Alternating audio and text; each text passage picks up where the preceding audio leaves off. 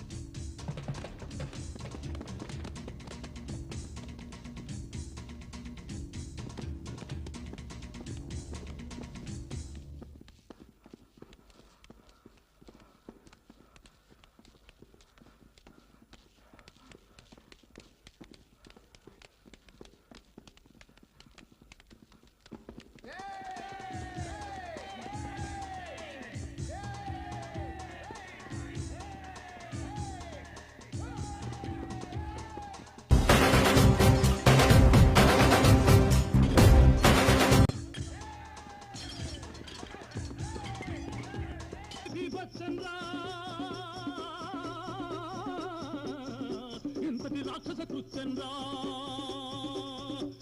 తగిన తగిన జంతడితా దేవా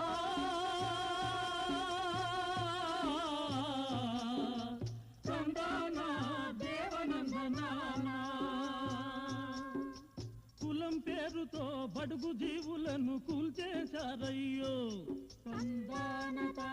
అంటూ మైలయని ఊరి బయటికి గెంటేశారయ్యో పంచములై జన్మించడమే పెను పాపమాయనయ్యో ఆదళితులపై జరిపే హింసకు వంతే లేదయ్యో హరికిత ఝంతరిత. దళితులంటే ఎవరయ్యా? ఏం నేరం చేశారో వాళ్ళు? నేరమా? అసలు కథ వినండి. ఆది మానవ సమాజంలో కుల భేదమేది లేదు. ఏదో స్వార్థం కుర్రకెక్కి పట్టింది రాబూజు. ఆర్యులు త్రివర్ణులనే నినాదం వాపై ఎగిసింది. చాతుర్వర్ణ్యం మయా సృష్టమని గీత వచించింది.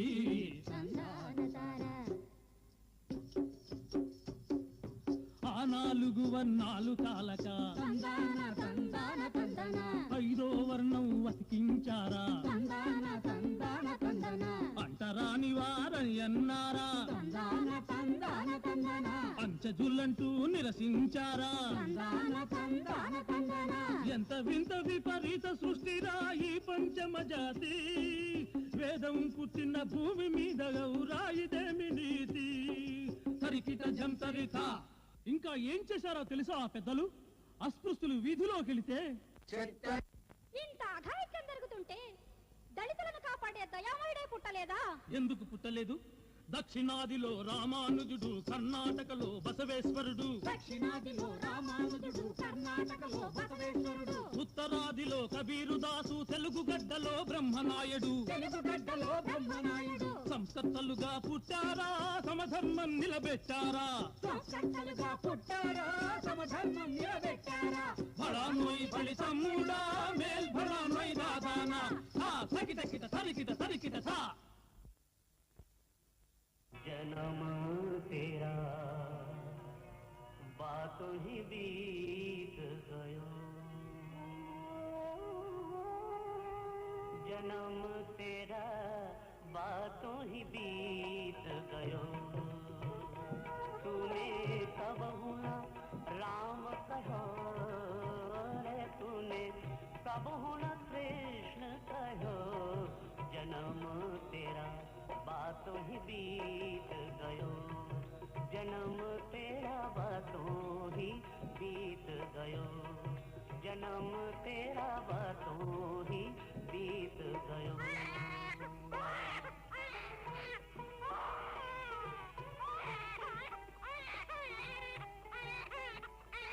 రామ్జీ, భీమాబాయి మగుటి ప్రశ్నించింది.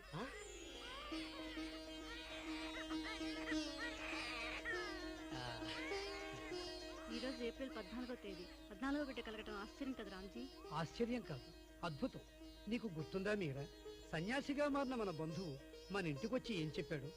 భీమాబాయికి పుట్టిన 14వ సంతానం ప్రపంచమంతటా పేరు ప్రఖ్యాతులు గాంచి మన జాతికే వెలుగులు చూపిస్తాడని చెప్పాడు. గుర్తుంది కదూ? బిడ్డ బరువుగా ఉన్నాడు కదా రామ్జీ? దళితుల భారాన్ని మోయటానికే భగవంతుడు అంత బరువునిచ్చాడేమో. ఏం భీమారావు?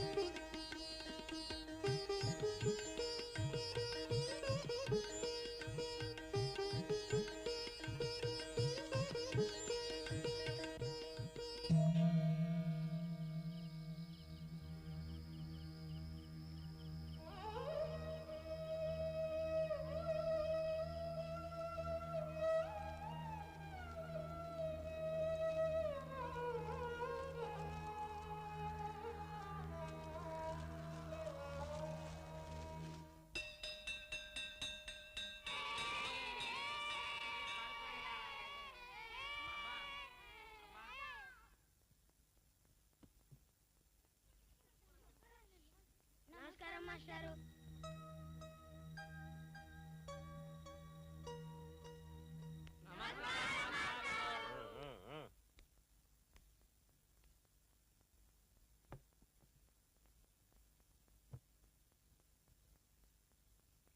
చూడండి పిల్లలు, దేవుడు 10 అవతారాలు ఎత్తాడు, అవునా?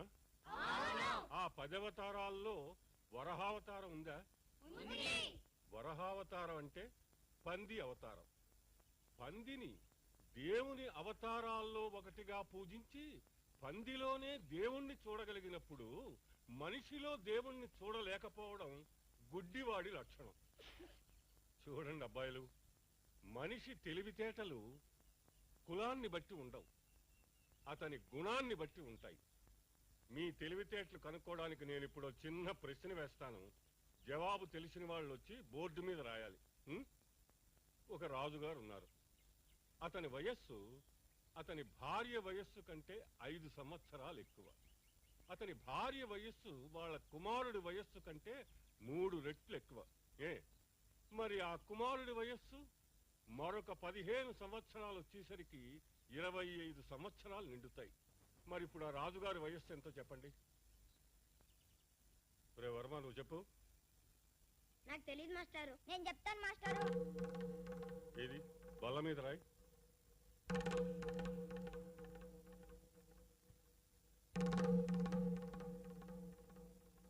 భీమారావు ఆగు. మాస్టారు, భీమారావు బల్ల తాకితే బల్ల వెనుక ఉన్న మా భోజనాలు మైలు పడతాయి. వాడు అంటరాని వాడు. రాజు,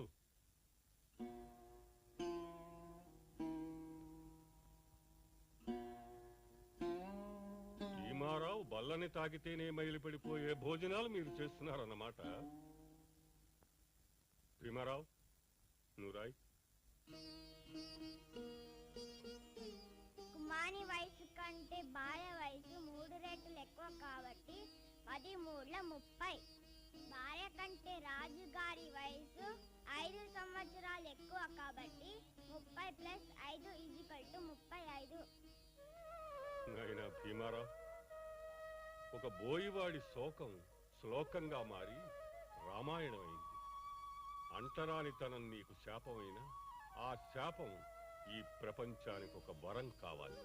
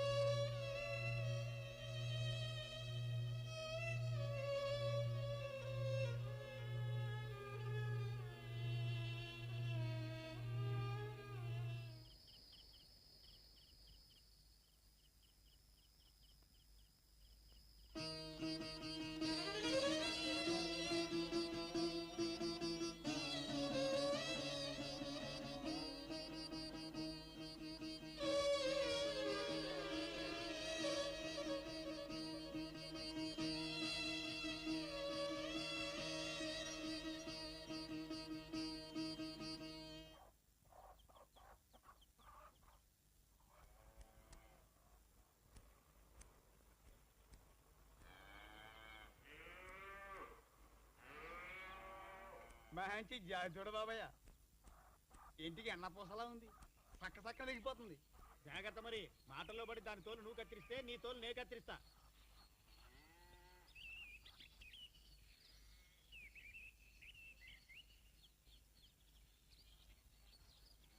నాకు తలపంచేవా? ఏంటి, నీకు నేను తలపని చెయ్యాలా? నువ్వేంటి, నీ జాతి ఏంటి? అంటరానికి కొమ్మబట్టిన నువ్వు తలపని చేయమని అడగడానికి ఎన్ని గుండెలరా? సభగా ఏ బతుకంటే నేనేనమ్మా? అంటరాని వాడి నన్నావు, మరి నన్ను తన్నడానికి ఎందుకు అంటుకున్నావు?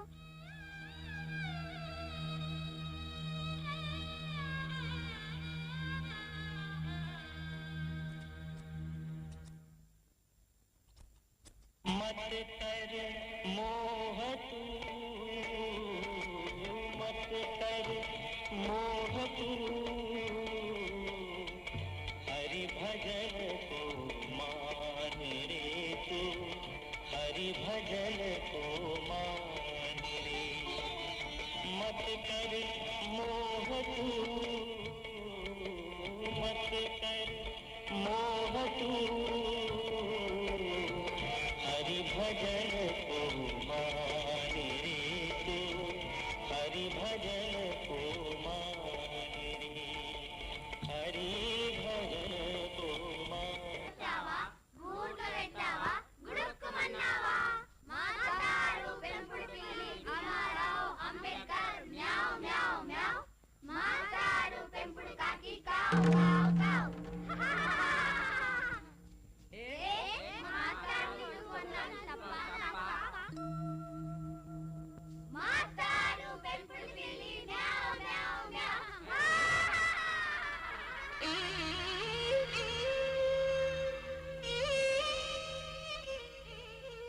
భీమారావు, ఎవరో నిన్ను అవమానించారని తల దించితే జీవితాంతం తల ఎత్తనివ్వరు బాబు. అంటరాని వాడిగా నీకు జరుగుతున్న అన్యాయం గురించి బాధపడకు, ఆలోచించు. సాంఘిక బహిష్కారానికి గురై బ్రతుకుతున్న శవాల్లా కాలం గడుపుతున్న నీ జాతిని గురించి ఆలోచించు. అగ్రవర్ణాల ఛాందసానికి నిరంకుశత్వానికి బలైపోతున్న నీ జాతిని కాపాడడానికి నీ జీవితం ఒక దీపం కావాలి. చదువు నీ మార్గం కావాలి, విజ్ఞానం నీ ధనం కావాలి, వివేకం నీ రూపం కావాలి. నీ కృషి, నీ పట్టుదల, నీ దీక్ష భావి భారతానికి రాజ్యాంగం కావాలి. 10 మంది నిన్ను గేలి చేశారు, నా పేరు పెట్టి అంబేవాడ్కర్ అని నిన్ను ఎగతాళి చేశారు. నీ భవిష్యత్తు మీద ఆశ నమ్మకం ఉన్న వ్యక్తిని నేను. నీ ఇంటి పేరు నా పేరుగా అంబేవాడ్కర్ అని అందరూ పిలవాలి. నీ పేరు భీమారావు అంబేవాడ్కర్ అని చరిత్రకెక్కాలి. నా మాట కాదనవుగా భీమారావు?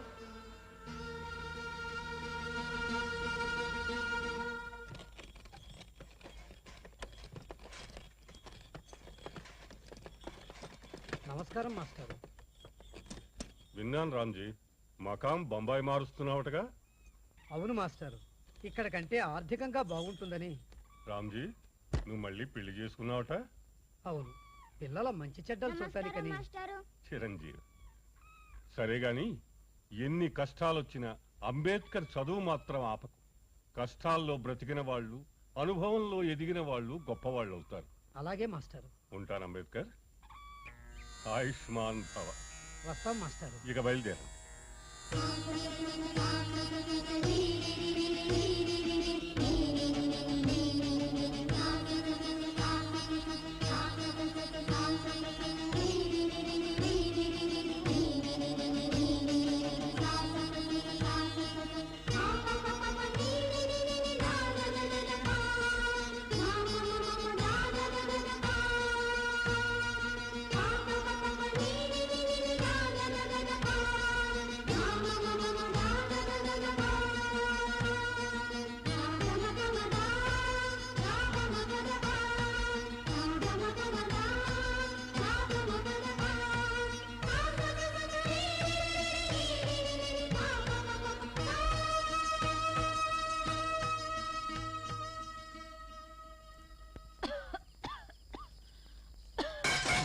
ఏంటా గొడవ? పక్కన అబ్బాయి చదువుకుంటుంటే. గొడవ నాది కాదు, గిన్నెలది. జాగ్రత్తగా పెట్టలేవా? ఏమన్నా ఉంటేగా పెట్టడానికి. మీ సంపాదన అంతా చిన్న అబ్బాయి గారి చదువులకి పుస్తకాలకి సరిపోతుందాయి. ఇంకేముందని పెట్టను? మనసు పెడితే ఇలా మాట్లాడు. అవును, మాట్లాడేదాన్ని అయితే మిమ్మల్ని ఎందుకు కట్టుకునేదాన్ని, దరిద్రం ఎందుకు అనుభవించేదాన్ని. ఇంతకీ ఏమంటావు? నేనేమంటాను, వాడిని ఏ మిల్లుకో కూలికో పంపిస్తే 4 గణాలు తెస్తాడు, మరి దరిద్రం తీరుతుంది అంటాను. 4 గణాలతో తీరే దరిద్రం గురించి నువ్వు ఆలోచిస్తున్నావు. 4 కాలాల పాటు ఉండే చదువు గురించి నేను ఆలోచిస్తున్నాను. చదివి ఎవరిని ఉద్ధరించాలట? దేశాన్ని.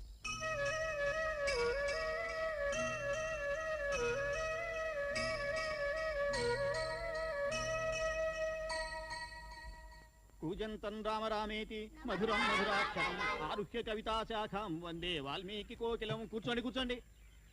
ఒరే అబ్బాయిలు అమ్మాయిలు, సంస్కృతం దేవభాష. సంస్కృతాన్ని నేర్చుకుంటే ఎన్నో మత రహస్యాలు ధర్మాలు తెలుసుకోవచ్చు. మీలో సంస్కృతం నేర్చుకునే వాళ్ళు ఎవరో చెప్పండి. అబ్బాయిలు మీరు కూర్చోండి, అమ్మాయిలు మీరు కూర్చోండి. ఒరే వెధవా ఇలా రా, రారా. ఏమిటి, నువ్వు కూడా సంస్కృతం నేర్చుకుంటావా అంబేద్కర్? అవును. మహర్ కులంలో పుట్టి అంటరానివాడిగా బతుకుతూ నువ్వు సంస్కృతం చదవటమా? వెధవా వెధవా అని. నీలాంటి అస్పృశ్యులు సంస్కృతం నేర్చుకుని రేపు వేదాలు శాస్త్రాలు చదివితే మా మతం మైలబడిపోదు.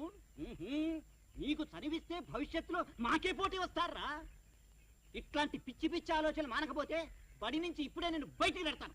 కూర్చో కూర్చోబా వేధవా వేధవా అని.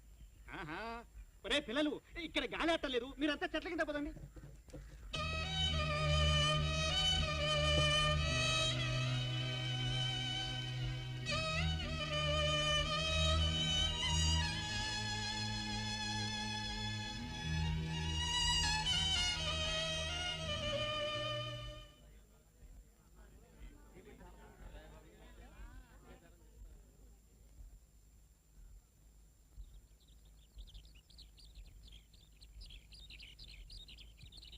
నా పేరు కృష్ణాజీ అర్జున్ కేలుస్కర్. నేను విల్సన్ హై స్కూల్లో టీచర్ని, రచయితను, సంఘ సంస్కర్తను. నువ్వు రోజు పార్కులో చదువుకోవడం చూస్తున్నాను. చదువు మీద నీకున్న శ్రద్ధను గ్రహించాను.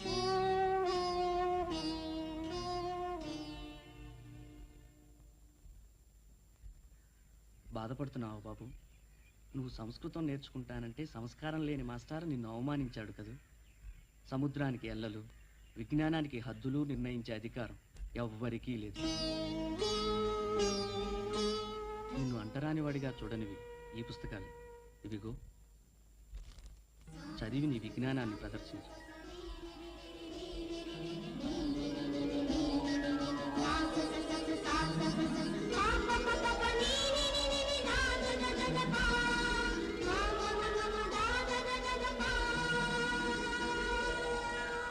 మహర్ కులంలో పుట్టి ఇటువంటి వాతావరణంలో చదివి అంబేద్కర్ మెట్రిక్ పాస్ అవ్వడం అపూర్వమైన విషయం. అతగు తండ్రిగా దళిత జాతికి దీపం వెలిగించిన ఘనత మీకే దక్కుతుందండి. అదంతా వాడి కృషేనండి. ఈ రోజు అంబేద్కర్ సాధించిన విజయం భవిష్యత్తులో అతనికి నాంది కావాలి. అందుకే మేము ఒక సభ ఏర్పాటు చేశాం. అది మీరు కాదనకూడదు.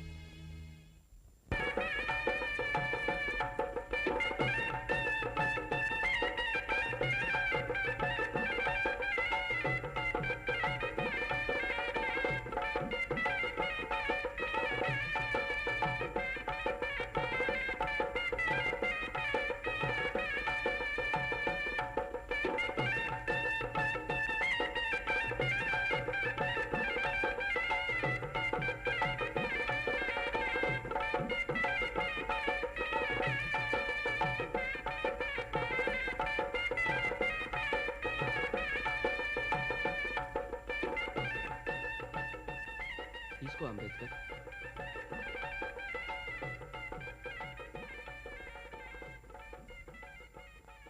గౌతమ బుద్ధుని చరితం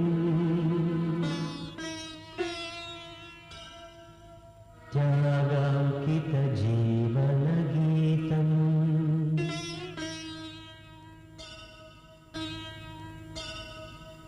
ఆకృతి చదివిన అంబేద్కర్ హృదయం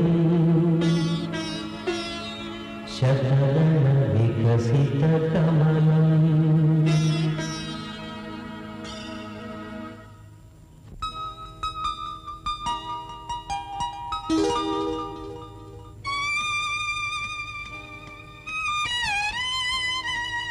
గౌతమ బుద్ధుని చరితం త్యాగాంకిత జీవన గీతం.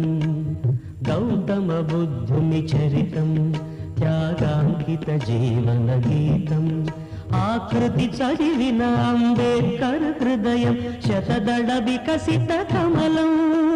శతదళ వికసిత కమలం. గౌతమ బుద్ధుని చరితం త్యాగాంకిత జీవన గీతం.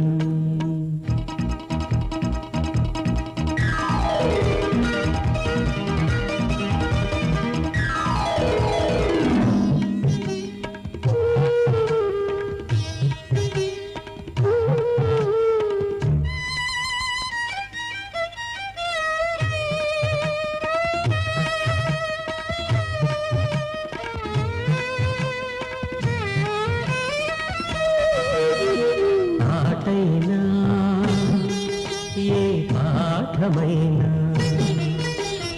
ఏదైనా ఏ వేదికైనా అతని ప్రతిభ మెరిసింది పదును అంచులుగా. అతని పరువు పెరిగింది అంచెలంచెలుగా అంచెలంచెలుగా. గౌతమ బుద్ధుని చరితం త్యాగాంకిత జీవన గీతం.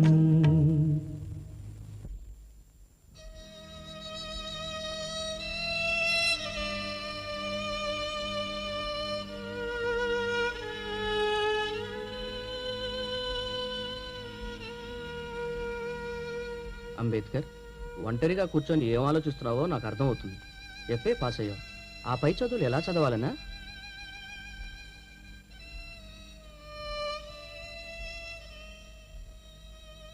చదవాలనే ఉంది కెలుస్కర్జీ, కానీ ఆర్థిక పరిస్థితి ఏం బాగోలేదు.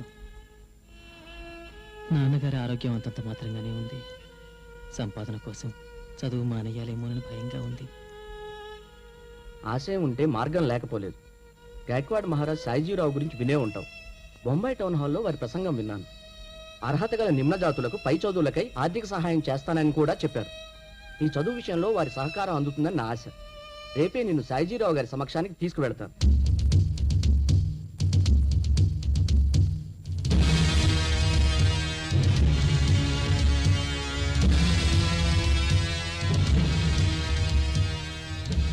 చాలా సంతోషం కేలుస్తుంది. మహర్ కులంలో పుట్టిన అంబేద్కర్ విద్యారంగంలో సాధిస్తున్న విజయాలు మాకు చాలా ఆనందంగా ఉన్నాయి. అంబేద్కర్, నీవు చదువుకోవాలని ఎందుకు భావిస్తున్నావు? విద్య విజ్ఞానాన్ని పెంచుతుంది, విజ్ఞానం వివేకాన్ని పెంచుతుంది. నేను చదివే ప్రతి పుస్తకం, నేను రాసే ప్రతి అక్షరం నా జాతి ప్రజలకు సంరక్షణ కావాలి. ఆశయం మంచిదే, కానీ నీవు ఎదిగాక, చదువులో పెరిగాక నీ జాతిని మర్చిపోవు అన్న నమ్మకం ఏమిటి? అప్పుడు నిజంగా నేను అంటరాని వాడిని. విద్య రెండు వైపులా ఉపయోగపడే పదునైన ఆయుధం. సత్ప్రవర్తన, సౌశీల్యం లేని విద్యావంతుడు క్రూర మృగం కంటే ప్రమాదకరమైన వ్యక్తి. అలాంటి మృగం కావడం నాకిష్టం లేదు. శాబాష్ అంబేద్కర్. నీవు భగవద్గీత చదివావా? చదివాను. ఏం తెలుసుకున్నావు? వేద ధర్మాలను ప్రచారం చేసే రాజకీయ గ్రంథం, అగ్రవర్ణాల ఆధిక్యతను పెంచే మత గ్రంథం. మహారాజా వారు మన్నించాలి. హనుమంతుడి తోకలో పేలేరే వారికి శాస్త్రాలు ధర్మాలు అర్థం కావు. అటువంటి వారిని ప్రోత్సహించడం తెలుసు, మంచిది కాదని. కానీ విమర్శ జీవితానికి హేతువాదం. ధర్మాలకు చాలా అవసరం.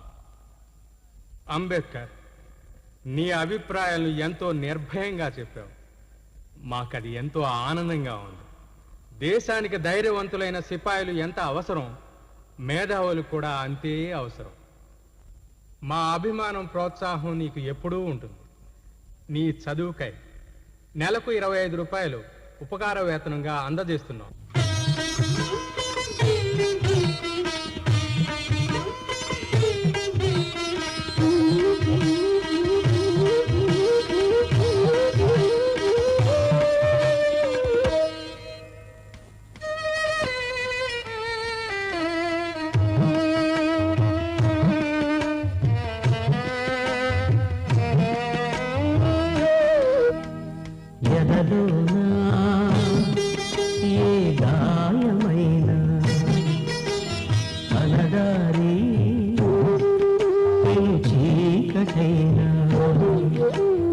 అతని చదువు ఎదిగింది ఉదయ కిరణాలుగా, అతని నడక సాగింది వేయి చరణాలుగా, వేయి చరణాలుగా. గౌతమ బుద్ధుని చరితం త్యాగాంకిత జీవన గీతం. గౌతమ బుద్ధుని చరితం త్యాగాంకిత జీవన గీతం. ఆకృతి చదివిన అంబేద్కర్ హృదయం శతదళ వికసిత కమలం, శతదళ వికసిత కమలం. గౌతమ బుద్ధుని చరితం త్యాగాంకిత జీవన గీతం. అంబేద్కర్, నీకు జరిగిన విషాదానికి మా సానుభూతి. విదేశాల్లో చదువుకై మా సంస్థానం ఆర్థిక సహాయం ఏర్పాటు చేసింది. కృతజ్ఞుణ్ణి. చదువు పూర్తిగానే మా సంస్థానంలో 10 సంవత్సరాలు పనిచేయాలి. అందుకు అంగీకారం అయితే ఈ కాగితం మీద సంతకం చేయి.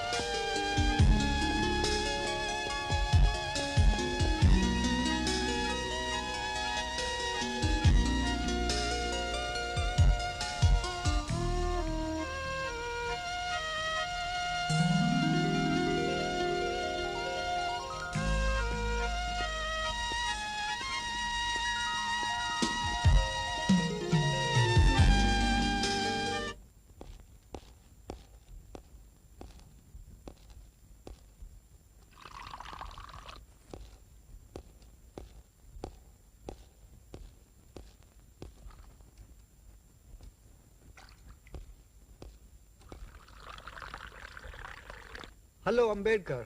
Hello, You sir. want some water? Come on, have it.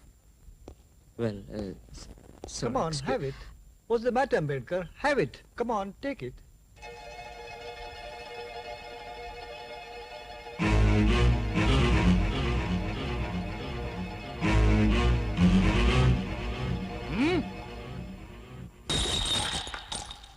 దాహంగా ఉంది, తాగేందుకు కొన్ని మంచినీళ్ళు కావాలి.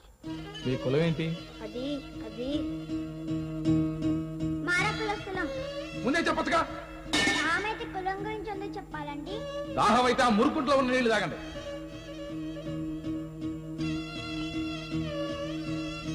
I'm sorry. All right, doesn't matter. Take another glass.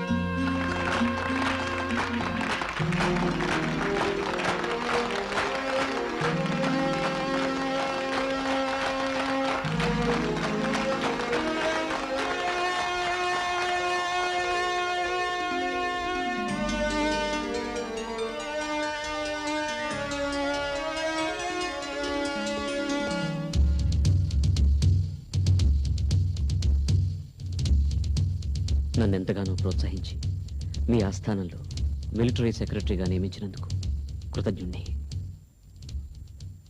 అంటరానివాడు కూడా చదివితే ఇక మన విలువేమిటి బతికేమిటి?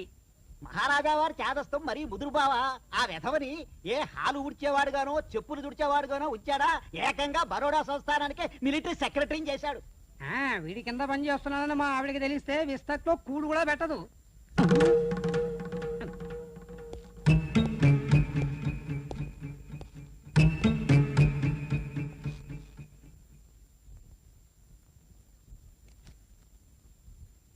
ఒరే ఆ ఫైల్ పట్రా.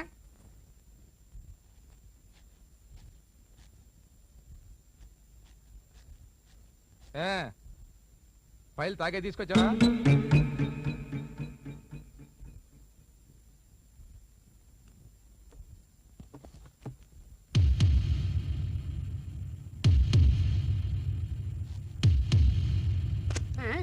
నెమ్మదిగా వేరే వేధవా కర్మ. సచ్చిన వాడిని తాకినా అంటరాని వాడిని తాకినా స్నానం చేయాలి. ఈ పూటకి పసుపు నెలతో సరి పెట్టుకుంటాను. రేపు మనందరం చందాలు వేసుకుని స్నానాలకైతే కట్టించుకుందాం.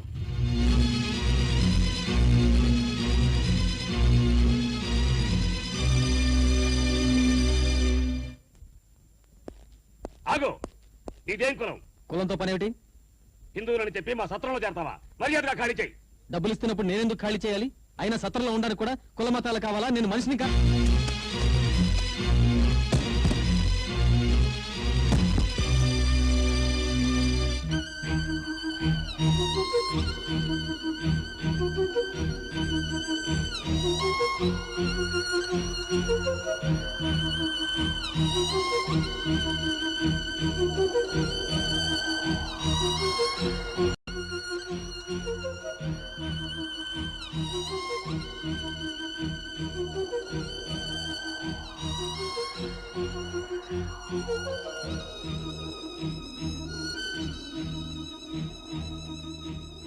అంటరాని వాడు ఏం నేరం చేశాడు? మనిషిగా పుట్టడమే నేరం అయితే ఎందుకు పుట్టాడు? కనీసం పాములు తేళ్లుగా పుట్టినా వాటికి భయపడి మానవ జాతి దూరంగా ఉండేది, హాయిగా బతికేవాళ్ళం. మనిషిగా పుట్టించి అంటరాని వాడిగా సృష్టించి ఎందుకు మమ్మల్ని హింసిస్తున్నారు? ఏది ఏమైనా అంటరానితనాన్ని నిర్మూలించాలి. ఎవరో ఏదో చేస్తారనుకోవడం కంటే మన సమస్యల్ని మనమే పరిష్కరించుకోవాలి. ఇండియన్ నేషనల్ కాంగ్రెస్ ఇన్నాళ్లకు దళిత జాతి మీద అభిమానం చూపుతోంది. మాంటెక్ చెన్స్ఫర్డ్ సంస్కరణల ప్రకారం హిందువులు ముస్లింలు స్వయం పరిపాలన కొనసాగిస్తున్నారు. కానీ అస్పృశ్యుల మాట ఏమిటి? నారాయణ చంద్ర వాండర్ నాయకత్వంలో నిమ్న జాతుల సంక్షేమ సంఘం స్వయం పాలనలో నిమ్న జాతులకు న్యాయమైన అధికారం ఉండాలని బ్రిటిష్ వారికి మహజరు పంపిన విషయం విన్నావా? విన్నాను. చెప్పులు కుట్టుకునేవాడు శాసనసభలకు ఎందుకన్నా మహానుభావుల మాట కూడా విన్నాను. అస్పృశ్యం, అస్పృశ్యత హిందువులనే కాక చివరికి దేశాన్ని కూడా నాశనం చేస్తుందనే నిజం ఆయనకి తెలియదు కాబోలు. Start post.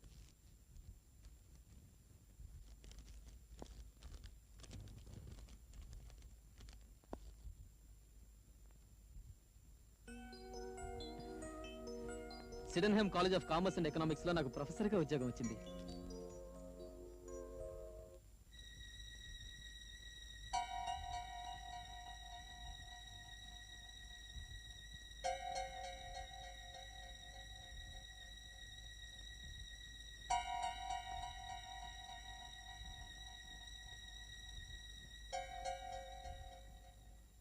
నాలుగు చూపించండి అమ్మా.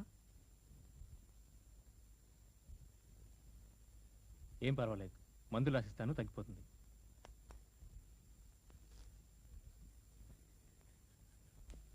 స్వీడన్ కాలేజీలో ప్రొఫెసర్గా రిజైన్ చేశారు.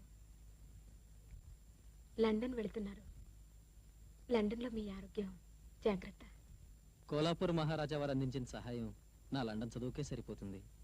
ఇంటిని ఆనందరావు అన్నయ్య వాళ్ళని నువ్వే చూసుకోవాలి. మీ చదువులో పడి భార్య బిడ్డల్ని మర్చిపోరు కదా. అలా మర్చిపోయి చదవగలిగితే నా ధ్యేయం నెరవేరినట్టే.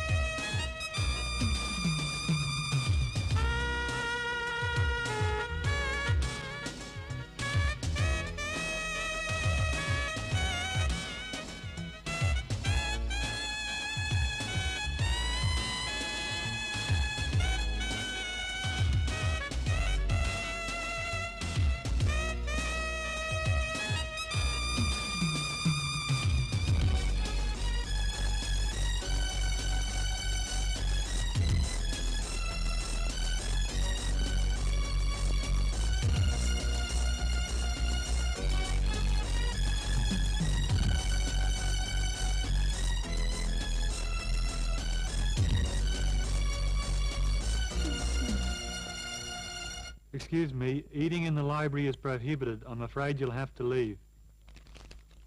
I'm sorry, sir, but I wanted to use this time to study. I will not eat even a piece of bread from tomorrow. I prefer to stay in the library, sir. If you wish, you can eat and read in my room from tomorrow. Okay? Thank you, sir.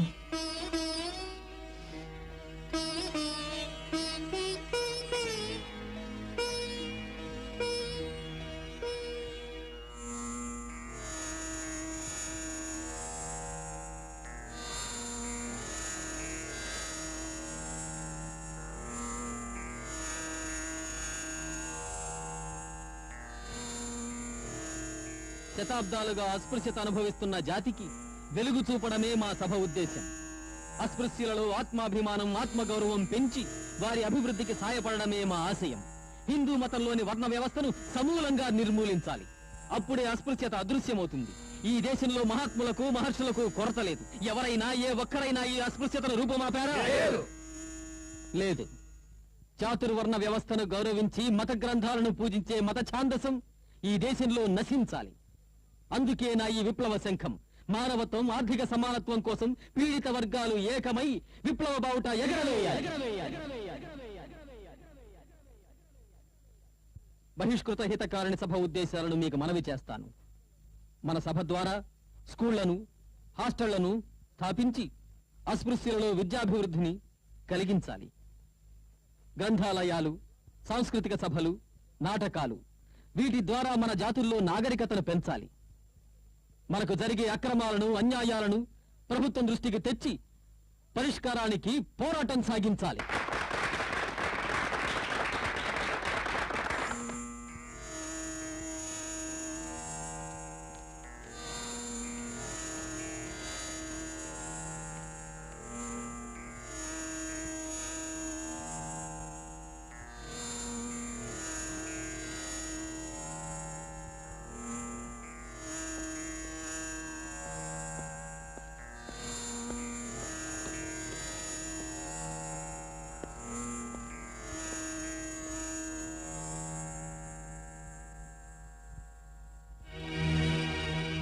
మాకు చాలా సంతోషంగా ఉంది. మీరు Bombay legislative council సభ్యుడిగా ఎన్నికై భూమికే భారం అయ్యామని బ్రతుకు మీద ఆశపోయిన మన కులస్తులకు తొలి శ్వాసనిచ్చారు. మన జాతికి, భారతదేశానికి మీరొక మంచి నాయకుడు అవుతారనే దానికి ఇదొక నాంది. మన కులానికి ఇదొక ముందడుగు. మాకెంతో సంతోషంగా ఉంది. కానీ నాకు సంతోషంగా లేదు. నన్ను అభినందించడానికి మీరు ఖర్చు చేసిన ఈ 2 నిమిషాలు మన జాతిలో చదువు లేని వాళ్లకు ఒక్క అక్షరం ముక్క నేర్పించి ఉంటే సంతోషించేవాడు. నా మెడలో వేసిన పూలదండల ఖర్చు అస్పృశ్యులమని ఆకలికి గురైన వాళ్ళకి ఆకలి తీర్చుంటే సంతోషించేవాడిని. మన జాతిని, నిన్న జాతి చరిత్రని అపవిత్రంగా తయారు చేశారు. ఆ చరిత్రను మార్చి కొత్త చరిత్ర సృష్టించడానికి నాకు మీరంతా సహకరించమని వేడుకుంటున్నాను.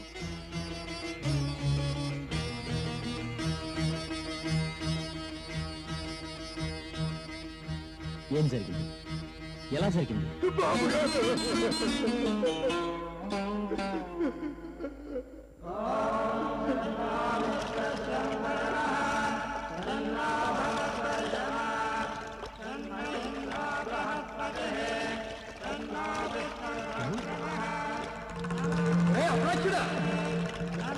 అందరూ రండి. అందరూ రండి.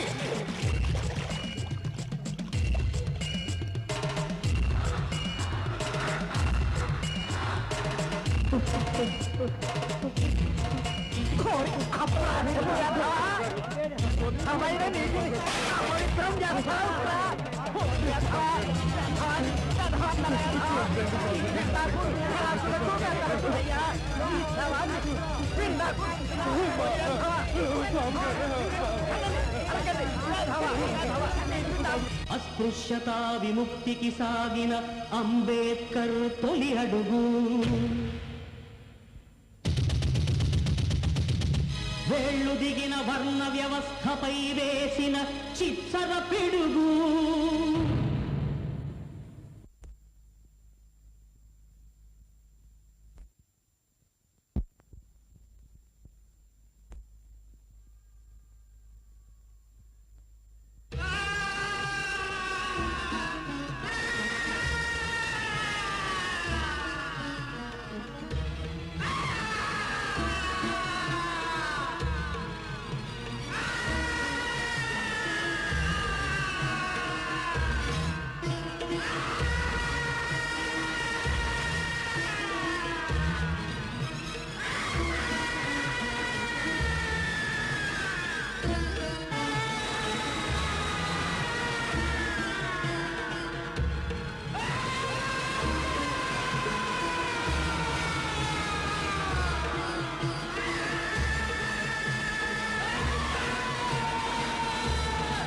శతాబ్దాలుగా నాగరికతకు దూరంగా నెట్టివేయబడిన అభాగ్యులం మనం.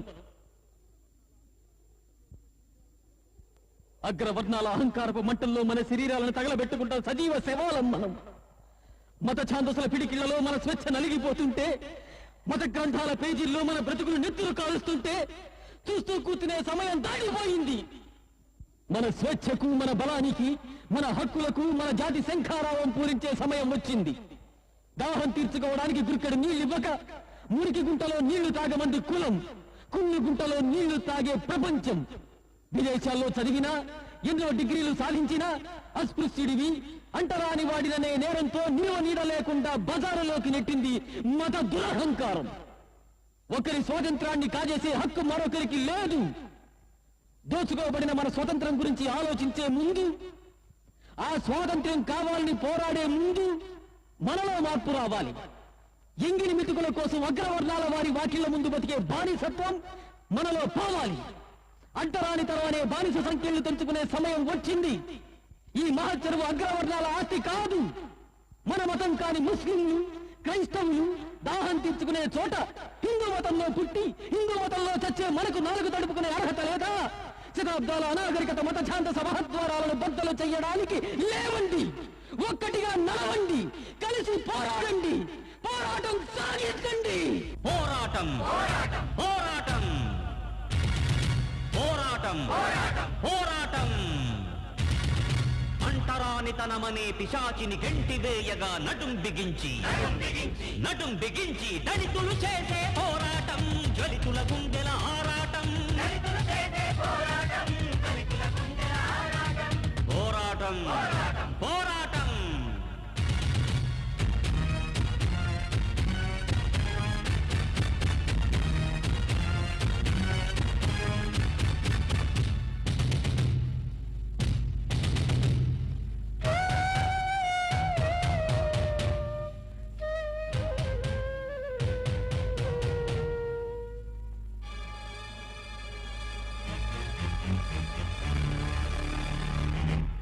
కడజాతివాడు కుడితేనే నీ కాళ్లకు చెప్పులు దక్కేది పంచమ జాతులు దున్నకుంటే నీ పంట పొలాలకు దిక్కేది పళ్ళు తెంపుకొని చెట్టును నరికే కుళ్ళు మతులకేం చెప్పేది పళ్ళు తెంపుకొని చెట్టును నరికే కుళ్ళు మతులకేం చెప్పేది పోరాటం పోరాటం